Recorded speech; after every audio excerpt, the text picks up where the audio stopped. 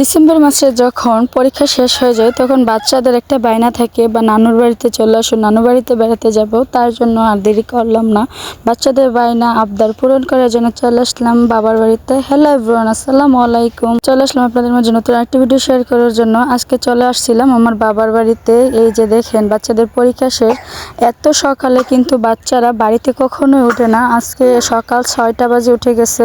মসজিদে যাওয়ার কথা বললে ডাকতে ডাকতে প্রায় 6:10-15 উঠে যায়। এই যে এখন উঠে গেছে আজকে সকাল সকালে। এদিকে উঠে ঘুম থেকে নাস্তা পানি করে তারপরে চলে গেছিলাম আম্মুর সাথে। আব্বু যে এখানে লাউ গাছ লাগাইছে ওইখানে, আম্মু বলতেছে ওইখানে 2টা লাউ আছে, এখান থেকে একটা নিয়ে আসবো। তার জন্য আমার মেজু বোন এবং আমার ভাতিজা ভাতিজি এবং আমার আম্মু আমরা সবাই চলে আসছি লাউ গাছের নিচে। এই যে দেখেন মাশাআল্লাহ কতগুলো লাউ হয়েছে, আমার আব্বু নিজ হাতে লাগাইছিল এখানে।